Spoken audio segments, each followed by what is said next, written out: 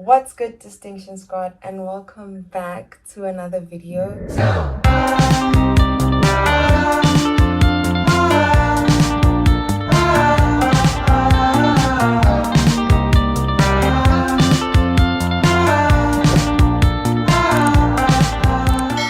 from the title below, we're going to be discussing res life versus private accommodation life.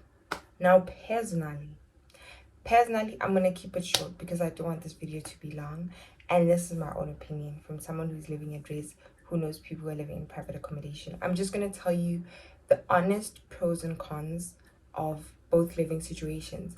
And I could have easily made this video on my main channel, Mikena, but I just felt like the content goes with academics in a way because it's varsity preparation content. So yeah, basically, let's start with res life. This is just gonna be relaxed, guys. I didn't make any points or anything like that. I'm just gonna go from the top of my head, right? So living in res for me has been a crazy experience. If you've watched my story time video, you know why I met some weird people, but it was nice while it lasted. That's all I have to say. So the pros I'd say about living in res, specifically my res, is that with the res there comes a lot of, I wouldn't say advantages, but a lot of for first years. Okay, if you're a first year, I recommend for you to live at res. Any university, not especially UP. If you're planning to come to tax, you should definitely live at res. It's just for first year. If you don't like it after first year, you can move out. But I feel like first years need to live at res because in res you learn so much about the university. For example, with tax res, we have events. Before the school year started, we had orientation week. We met with people from other races. Like there's a whole house committee thingy. They give us a campus tour. They help us with our modules. They get us mentors in the res. So it literally helps you kind of prepare for what you've signed up for. It helps you prepare really well. Whereas people by the private accommodation, when they get to Hatfield campus or when they get to their campus, they don't really know what's happening, what's where. They're still getting lost. It's like they're the grade 8s at school, whereas you've been here a week earlier and you're a G now. But so I recommend res for first years for the main reason that you learn so much information, not just about the campus or your res, or there's different opportunities as well. Like for example, if you want to get into leadership positions in the varsity or in the res itself, there's res sports events. So I'm going to speak from a tax student point of view, right? Because I'm under tax res. Other varsities, pretty sure it's more or less the same, but yeah, there's like res sports, there's res cultural events, there's res, dude, we have a cappella singers, like those people from Pitch Perfect that just make thingies with their mouth. That is so cool to watch.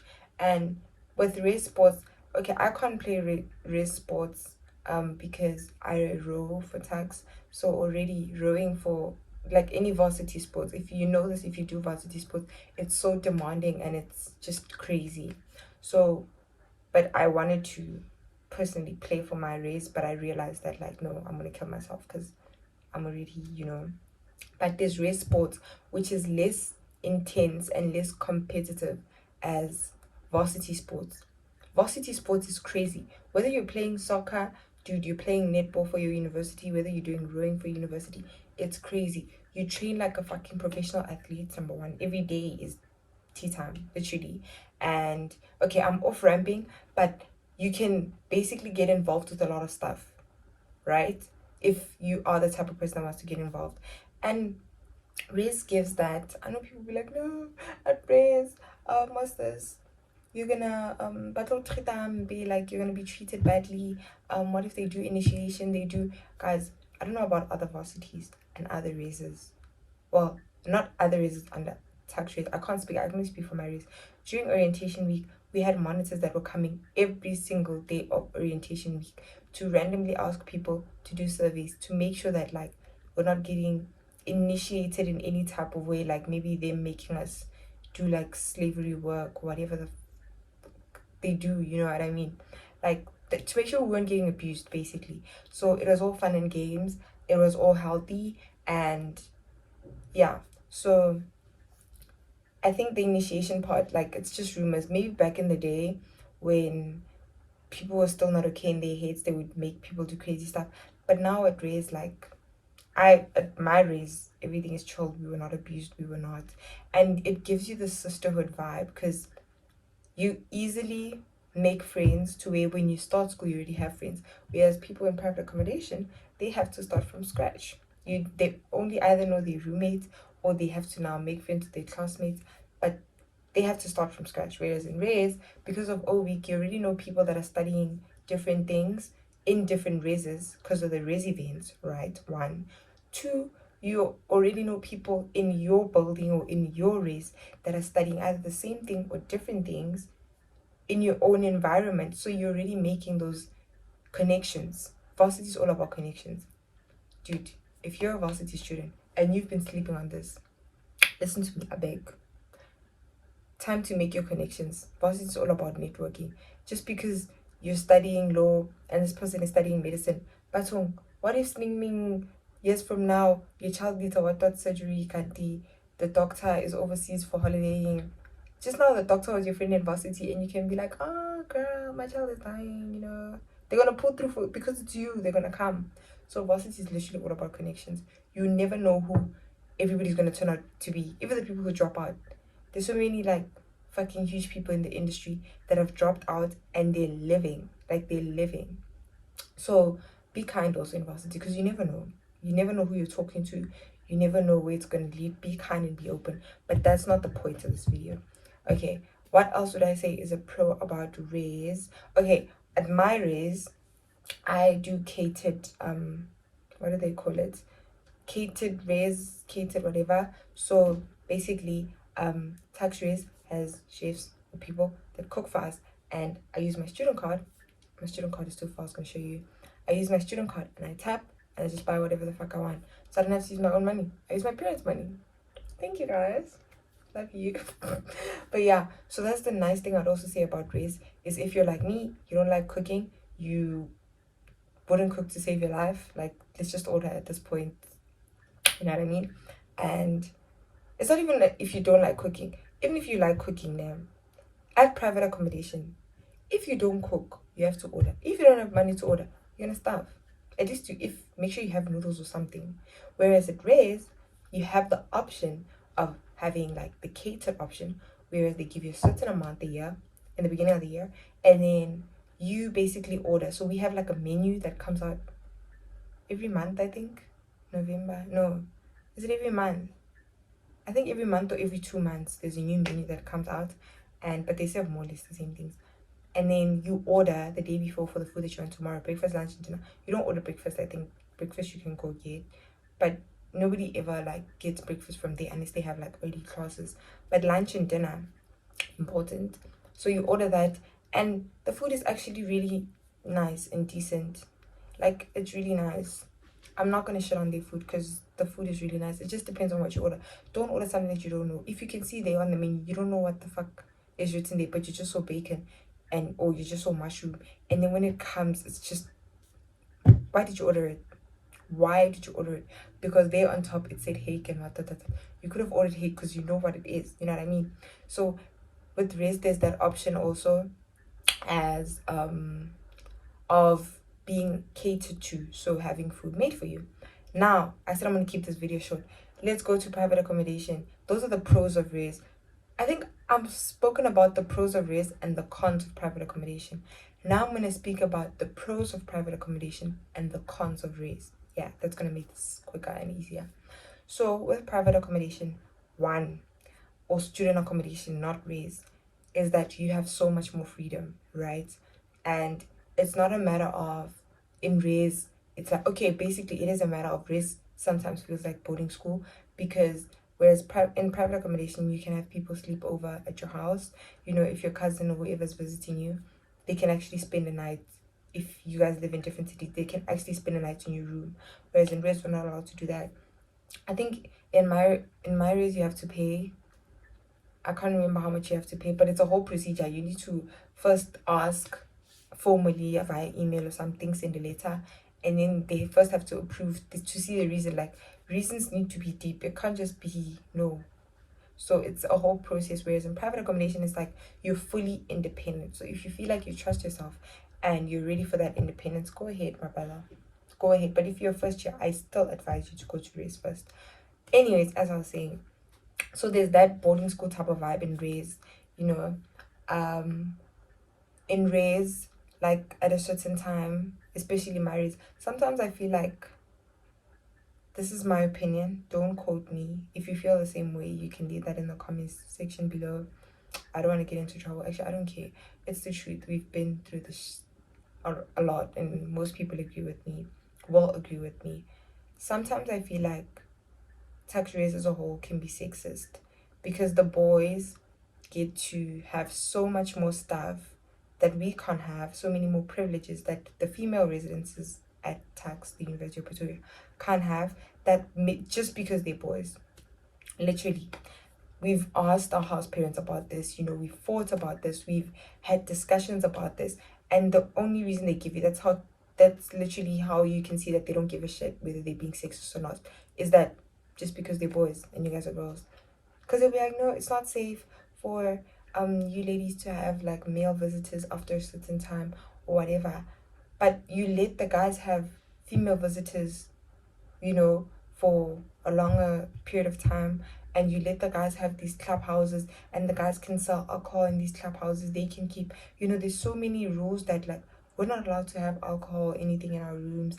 Like, we're in boarding school. The boys are the ones that are living in race. Period. Like, at this point, quote me, I don't care. It's the truth, and it's not fair. They get to guys when I say the boys have clubhouses, Fridays, yeah, like they have a place, dog, they're living, but they're allowed to have, like, dude, it's a vibe there by the boys' races, whereas with us it's boarding school, literally. But that's not the point. Private accommodation, dude, you're more or less in your own apartment right now. You know, if you want to have someone visit you for, whereas at race you have to have someone visit you for like 2 nights, I think, is the maximum. Private accommodation, they can come for a week. You're living, you know, you're fine. Another pro of private accommodation, other than the freedom part, is that, okay, depending on where you stay, it can be really serene, quiet, and whereas at race, some of these girls don't know, like, they hate, I don't know how they're wired differently, but something is wrong with them. So, oh my gosh, I was supposed to be in a meeting, so I need to wrap this up quickly because I'm supposed to be in a meeting right now. But anyways, so it's the freedom in private accommodation that you're gonna have. You're gonna learn to be more independent in private accommodation. What else would I say about private accommodation? Your own space. In res is very communal. So res, you share bathrooms, which can be disgusting because some people don't look behind once they flush to make sure that it's actually gone. You know, you share showers, whereas in private accommodation you have your own bathroom. Make sure, if you want to be happy, get a room with your own bathroom, bro. Another few pros that I forgot to mention in this video before we continue is that most private accommodations don't experience load shedding. These people have generators or whatever, but most raisers, especially if you come to UP, we don't have generators, and our husbands have been telling us, oh, we're gonna get a generator soon or whatever, but no, they don't have generators. They've been singing the same song the whole year, and we'll see by then. But just know that the private accommodation people always have electricity, whereas we kind of suffer. But it also depends. I'm not saying all, most, just do your research. Most, especially around Hatfield, they have generators. And before we go back to the video, look at this black screen and see your reflection from it, especially if you haven't subscribed. Are you proud of yourself? Are you proud of yourself? If you're feeling very ashamed, even if you're not feeling ashamed, please subscribe. Thank you. And it's cheaper. Yo, that's the biggest pro. Well, it depends where you live, but I feel like certain private accommodations are cheaper than raise. You know why? Because some of them are the same price as raise, but I still feel like they're cheaper because they offer more benefits than raise, in the sense that you don't share a bathroom, you don't, all that shit. Whereas raise can be pretty expensive. Thing is, people always opt for raise because they think raise is cheaper. Guys, I'm paying about 50k plus a year just for raise. My degree is cheaper than raise. All in all, my parents are paying like 100 and something k, but my degree is cheaper than raise. Raise is the one that's. And I looked at all these things and I'm like, they're making me pay for this room. This room is this much. Dude, I could get a fucking apartment at this place with the same rent that I'm paying for this tiniest room. This room is so tiny, guys. So yeah, just look at go into the details of how much, what's being, what do you call this? What's being presented in front of you, right? But Raise is offering, and what private accommodation could be offering, and what works for you as a student. Because I won't lie, Raise kind of pushes you academically. Because most raises, for example, tax raise is an academic raise. So you have to do really well in school to stay in raise, otherwise you're out. And so it pushes you academically. As private accommodation, you don't really have anyone there unless you make friends. And even if you do make friends, some people don't go to your varsity, they go to other schools and they're doing different degrees, not the same modules or whatever. You know what I mean? So race kind of builds that. But it's up to you. It literally depends on you and the type of person that you want to be. But yeah, anyways, I'm just gonna end that there. If you feel like I left something out, I can do a part 2, but I really need to go to my meeting. But yeah, thank you guys so much for watching. Don't forget to like the video, subscribe to your girls channel, join the distinction squad, and then if you want more like videos on uni advice, maybe choosing your degree, uni life, balance in uni, whatever you want, DM me, bruv. I'll see you guys in the next one.